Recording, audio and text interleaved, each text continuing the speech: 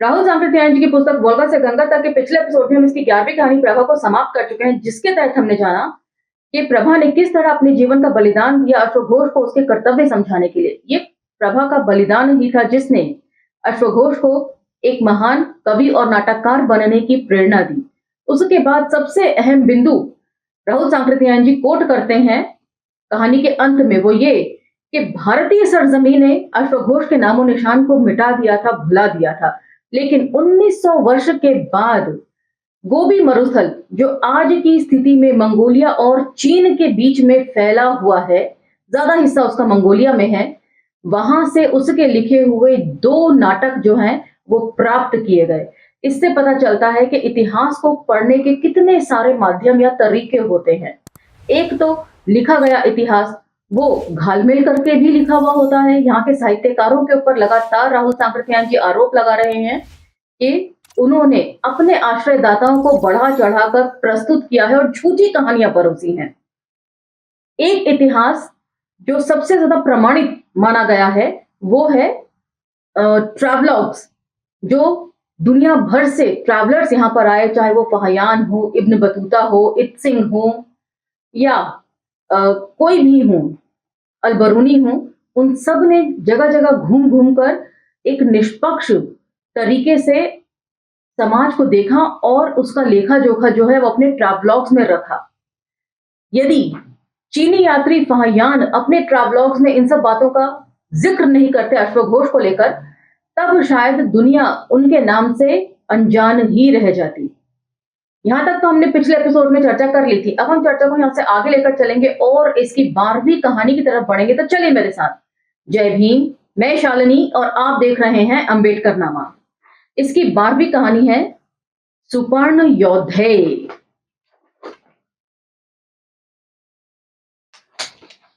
इस कहानी को जरा ध्यान से सुनिएगा। शुरुआत में ही बता देती हूं क्योंकि इसमें बहुत सारी चीजें हैं जो मैं आपसे शेयर करूंगी, बहुत सारे रेफरेंसेस हैं।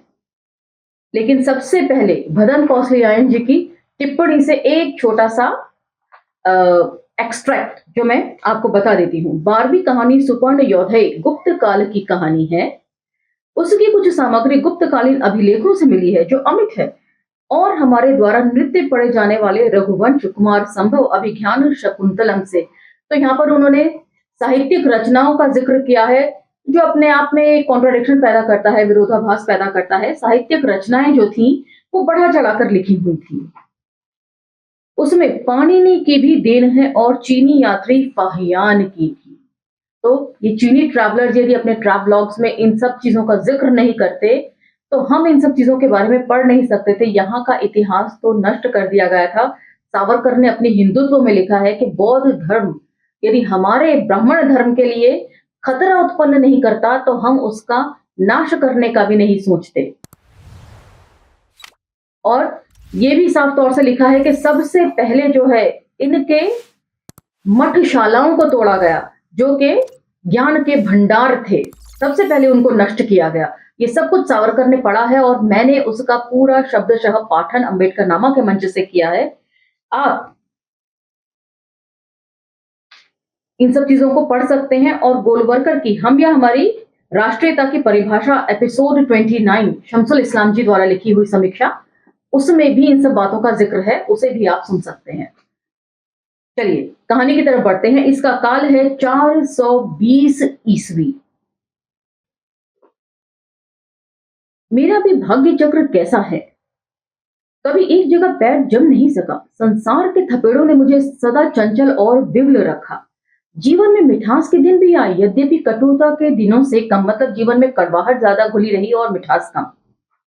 और परिवर्तन तो जैसे वर्षांत के बादलों की भांति, जरा दूर पर पानी, जरा दूर पर धूप, मतलब धूप छांव जैसा जीवन रहा है। जान नहीं पड़ता ये परिवर्तन चक्र क्यों घुमाया जा रहा है। पश्चिमी उत्तरापथ गंधार में अब भी मधुपर्क में वत्स मास दिया जाता है, किंतु Madhya Pradesh with in bracket युक्त प्रांत बिहार में गौ मास का नाम लेना भी पाप है। वहां गौ ब्राह्मण रक्षा सर्वश्रेष्ठ धर्म है। मुझे समझ में नहीं आता आखिर धर्म में इतनी धूप छांव क्यों। क्या एक जगह का अधर्म दूसरी जगह धर्म होकर चलता रहेगा, अथवा एक जगह परिवर्तन पहले आया है, दूसरी जगह उसी का अनुकरण किया जाएगा। तो यहाँ पर बता रहे हैं कि भारत में अब एक ही धर्म के दो रूप देखने को मिल रहे हैं। उत्तरापथ जहाँ गंधार का इलाका बताया है, वो पूरा सप्त सिंधु का इलाका आप मान लीजिए, अफगानिस्तान से लेकर गुजरात तक के बीच का, वहां पर गौ मांस, खास तौर से बछड़े का मांस खाना आज भी चलन में है। और मध्य प्रदेश और बिहार के इलाकों में इसे खाना पाप है। तो ये संभवतः तभी हुआ था। मैं आपको रतन जी द्वारा संपादित धर्मांतरण का आर्टिकल 34 का रेफरेंस देना चाहूंगी, जो पेज नंबर 287 पे आपको मिल जाएगा, और जिसे 24 फरवरी 1940 को बाबा साहब ने दिया था। आर्टिकल का नाम है, जब बुद्ध ने पशु बलि बंद की तो उनके द्वारा गाय को पवित्र माना गया। और उसी में अस्पृश्यता की शुरुआत कैसे हुई, ये सब कुछ लिखा हुआ है। पुस्तक नहीं मंगवाई है तो मंगवा लीजिए, ये सारी बातें आपको उसमें ज्यादा स्पष्ट तौर पर पढ़ने को मिलेंगी। और यहाँ पर जितनी भी बातें राहुल सांकृत्यायन जी कह रहे हैं, वो यही कह रहे हैं कि आखिर एक जगह गाय के बछड़े का मांस खाना पाप समझा जाने लगा, और दूसरी जगह जो है वो खा रहे हैं लोग। ऐसा क्यों? क्या जहां बछड़े का मांस खाया जा रहा है वो सही है, या जहां नहीं खाया जा रहा है वो सही है? दोनों में से कौन सी चीज चलन में अब रहेगी? मैं Avanti with in bracket Malwa के एक गांव में शिप्रा के तट पर पैदा हुआ। मेरे कुल वाले अपने को मुसाफिर की तरह समझते थे, यद्यपि वहां उनके अपने खेत थे, अपने घर थे, जिन्हें मैं अपने कंधे पर उठाकर नहीं ले जा सकते थे। मेरे कुल वालों के डील डौल रंग रूप में गांव के और लोगों से कुछ अंतर था। वे ज्यादा लंबे चौड़े, ज्यादा गौर, साथ ही दूसरों की शान न सहने वाले थे। और इस धर्मांतरण के आर्टिकल 34 में ये सारी बातें डॉक्टर अंबेडकर ऑलरेडी मेंशन कर चुके हैं अपने भाषणों के जरिए। उसी का मुझे लग रहा है कि एक्सट्रैक्ट लेकर राहुल सांकृत्यायन जी ने अपने शब्दों में यहां बयां कर रखा है। आप पढ़ेंगे तो मेरी बात से जरूर इत्तेफाक रखेंगे। मेरी माँ गांव की सुंदरतम स्त्री थी।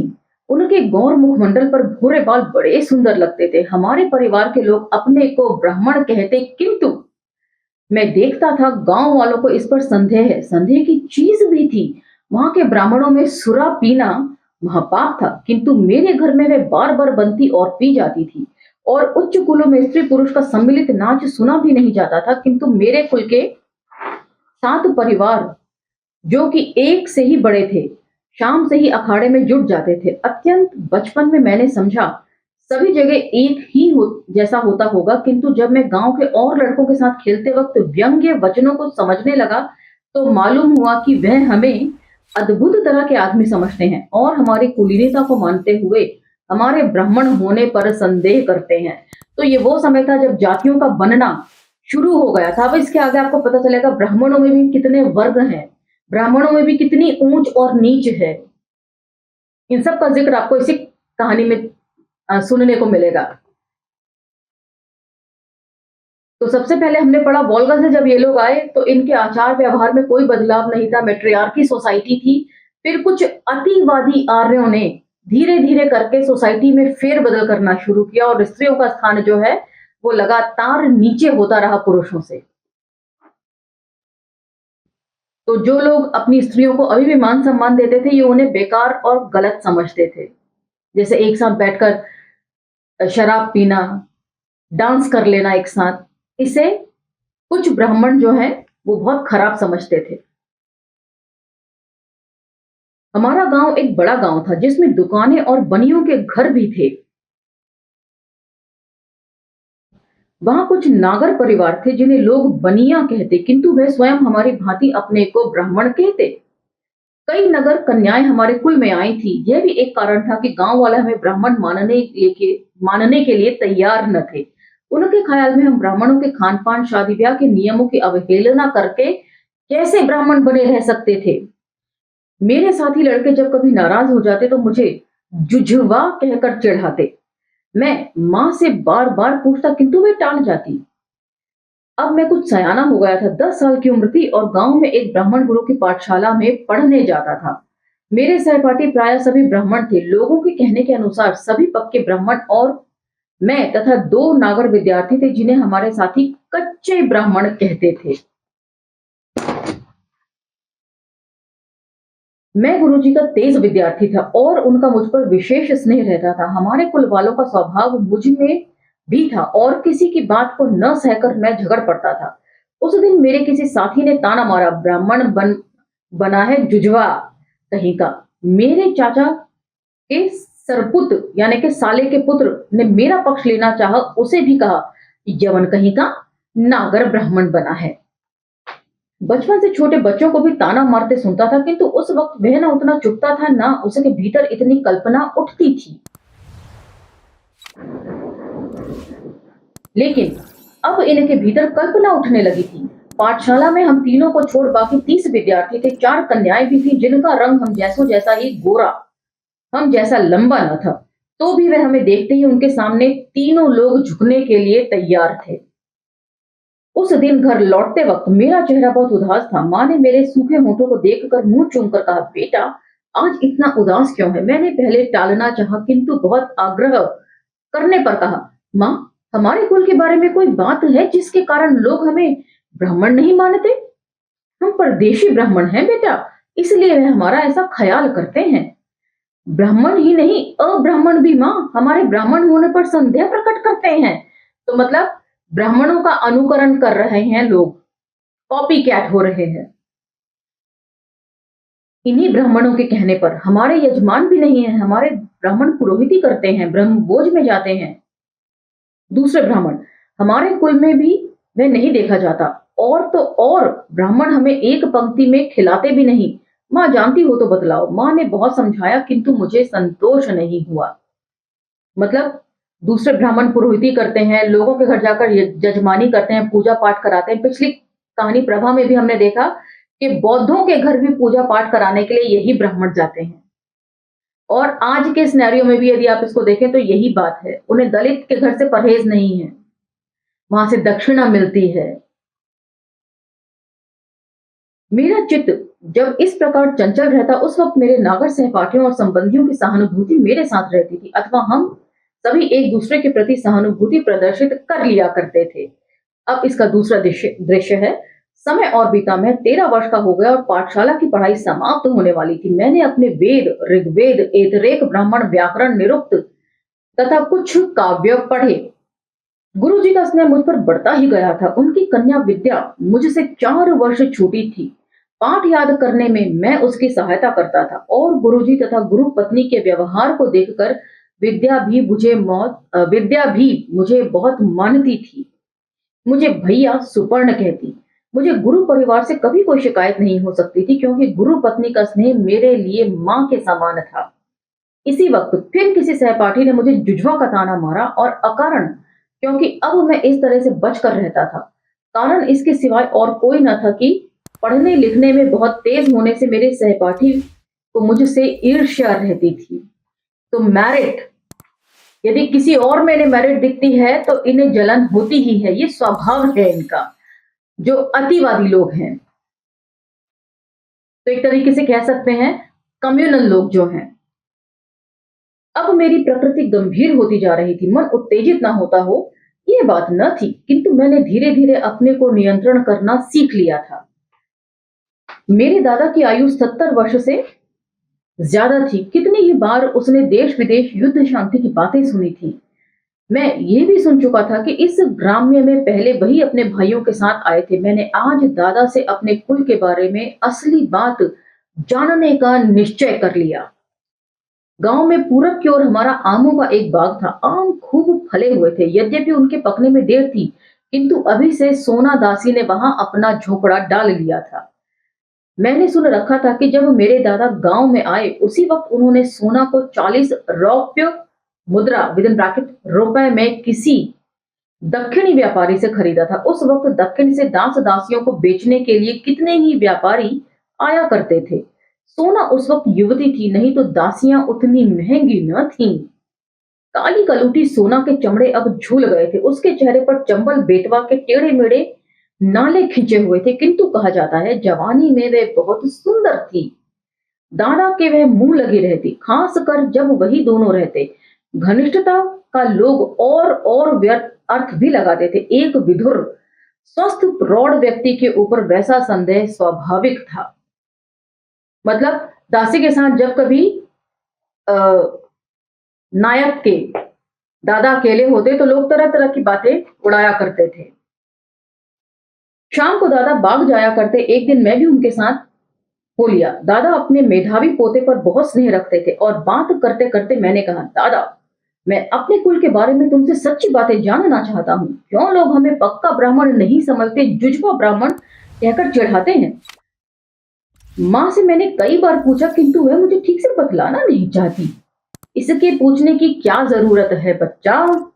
बहुत जरूरत है दादा। यदि मैं असली बात को ठीक से जानता रहूंगा तो अपने कुल पर होने वाले आक्षेपों का प्रतिकार कर सकूंगा। मैं अब ब्राह्मणों के बारे में काफी पढ़ चुका हूँ दादा। मुझ में इतना विद्या बल है कि मैं अपने कुल में सम्मान को कायम रख सकूं। तो मुझे विश्वास है, किंतु बच्चा तुम्हारी माँ बेचारी खुद हमारे कुल के बारे में नहीं जानती, इसीलिए मैं बतलाना नहीं चाहती है। यह बात न समझो। जहां लोक में हमारे कुल की स्थिति का संबंध है वह तो अब नागरों के संबंध ने तय कर दिया है। हमारी शादी ब्याह उनके साथ होती है। आवंती और लाट विद इन ब्रैकेट गुजरात में उनकी संख्या भी बहुत है, इसलिए हमें तो उनके साथ डूबना उतरना है। तुम्हारी पीढ़ी वस्तुतः योद्धे की अपेक्षा नागर ज्यादा है। योद्धे क्या दादा? हमारे कुल का नाम है बच्चा। इसी को लेकर लोग हमें जुझवा कहते हैं। योद्धे ब्राह्मण थे दादा, ब्राह्मणों से अधिक शुद्ध आर्य, लेकिन ब्राह्मण नहीं। इसका उत्तर हाँ या ना के एक शब्द में कहने की जगह अच्छा होगा कि मैं योद्धेयों का परिचय ही तुम्हें दे दूं। योद्धे शतश्रु विद इन ब्रैकेट सतलुज और यमुना के बीच हिमालय से मरुभूमि के पास तरु के निवासी और स्वामी थे। सारे योद्धे स्वामी थे। तो मतलब यहाँ बड़ा इंटरेस्टिंग परिचय दिया है योद्धे लोगों का।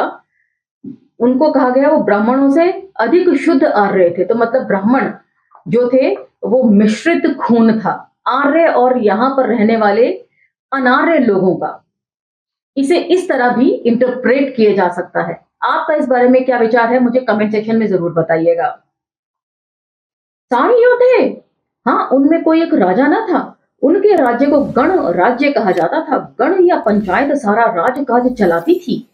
वह एक आदमी राजा के राज्य के बड़े विरोधी थे। जैसा कि हम लगातार पढ़ते आ रहे हैं कि आर्य संस्कृति जो थी वोल्गा के तट से लेकर अब तक हमने यही पढ़ा कि वे गणों के ऊपर आश्रित थे। कोई एक उनका राजा नहीं था। गण में कई सारे बुद्धिजीवी होते थे जो मिलकर आपस में पंचायत करते और सारे फैसले लिया करते थे। ऐसा राज्य होना तो मैंने कभी नहीं सुना दादा, लेकिन ऐसा होता था बच्चा। मेरे पास योद्धे गण के 3 रुपए हैं। मेरे पिता से वे मुझे मिले। देश से भागते वक्त उनके पास जो रुपए थे उन्हीं में से एक हैं। तो दादा तुम योद्धियों के देश में नहीं पैदा हुए? मैं 10 वर्ष का था जब मेरे माता पिता को देश छोड़ना पड़ा। मेरे 2 बड़े भाई थे जिनके वंशजों को तुम यहाँ देखते हो। देश क्यों छोड़ना पड़ा दादा? पुरातन काल से ही योद्धियों की अपनी भूमि थी। बड़े बड़े प्रतापी राजा चक्रवर्ती मौर्य यवन शक भारत भूमि में पैदा हुए, किंतु किसी ने थोड़ा सा कर ले लेने के सिवाय हमारे गण को नहीं छेड़ा। तो शक, हूण, यवन जितने भी थे वो सारे भारत के बाहर से आए थे। वो सारे आक्रमणकारी थे। और राहुल सांकृत्यायन जी पता नहीं यहाँ कौन से इतिहास की पट्टी पढ़ा रहे हैं। इन्हें इतिहास का कोई ज्ञान नहीं है।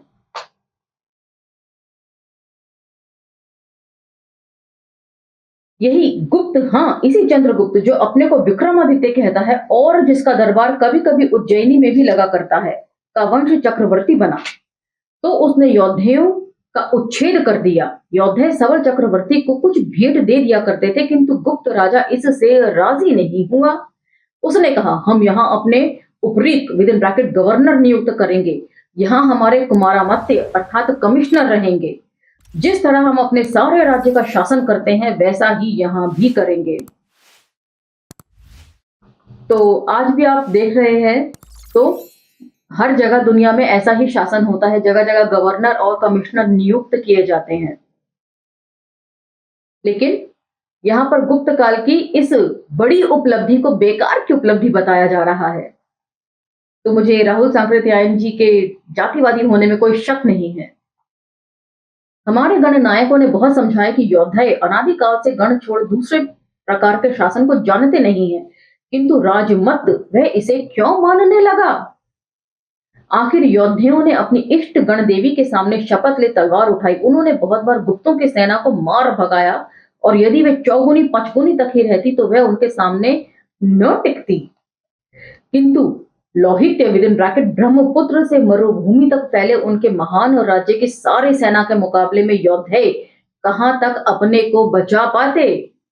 तो मतलब आर्य इतने लड़ाके थे, यदि इतने लड़ाके थे तो फिर बार बार क्यों मुंह पिटाया इन्होंने अपना सभी लोगों से? कितने आक्रमण हुए और हर एक से ये हारे ही। योद्धे जीतते जीतते हार गए। जनहानि इतनी अधिक हुई, गुप्तों ने हमारे नगर गांव सभी बर्बाद कर दिए। नारियों का भीषण संहार किया। हमारे लोग 30 साल तक लड़ते रहे। वे अधिक कर देने के लिए तैयार थे, किंतु चाहते थे कि उनके देश की गण शासन प्रणाली अक्षुण्ण रहे। कैसा रहा होगा वह गण शासन दादा? उसमें हर एक योद्धे सर ऊंचा करके चलता था। किसी के सामने दीनता दिखलाना वह जानता न था। युद्ध उनके लिए खेल था, इसीलिए उनके वंश का नाम योद्धे पड़ा था। तो हमारी तरह और भी योद्धे होंगे ना दादा? हाँ बच्चा, किंतु वह तो सूखे पत्तों की भांति हवा में बिखेर दिए गए और हमारी तरह किसी नागर वंश में मिलकर आत्मविस्मृत बन जाने वाले हैं। हम अपने को ब्राह्मण क्यों कहते हैं दादा? ये और पुरानी कहानी है बच्चा। पहले सब जगह राजा नहीं, गण का ही राज्य था। उस वक्त ब्राह्मण क्षत्रिय का फर्क ना था। और ये सारी बातें हमने प्रवाहन कहानी में भी पढ़ी थी, जो अब यहाँ पर रिपीट हो रही है। ब्राह्मण क्षत्र एक ही वर्ण था दादा। हाँ, जब जरूरत होती तो आदमी पूजा पाठ करता, जब जरूरत होती खड़ग उठाता। किंतु पीछे विश्वामित्र वशिष्ठ ने आकर वर्ण बांटना शुरू किया। तभी तो एक पिता के 2 पुत्रों में कोई रंतिदेव की भांति क्षत्रिय, कोई गौरीवीति की भांति ब्राह्मण ऋषि होने लगा। ऐसा लिखा है बच्चा? हाँ दादा, वेद और इतिहास में ऐसा मिलता है कि संस्कृति ऋषि के ये दोनों पुत्र थे।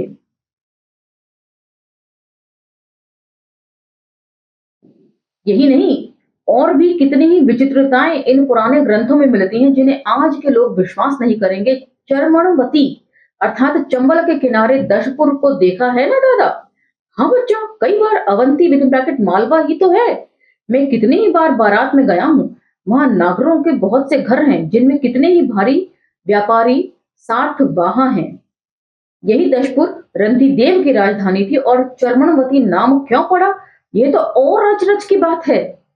तो आज का एपिसोड मैं यही विराम करती हूँ, और चर्मणवती नाम कब और कैसे पड़ा इसे हम अगले एपिसोड में जानेंगे। तब तक मुझे आगे दीजिए और अगले एपिसोड तक इंतजार कीजिए। यदि आपको पसंद आते हैं एपिसोड तो उन्हें लाइक, शेयर, सब्सक्राइब करना ना भूलें, और असहमतियों का भी स्वागत है। बाकी आपका राहुल सांकृत्यायन जी को लेकर क्या विचार है, मुझे कमेंट सेक्शन में जरूर लिखिएगा। तो मिलते हैं अगले एपिसोड में चर्मणवती नदी के बारे में जानकारी को लेकर। मुझे आगे दीजिए अब। जय भीम, धन्यवाद।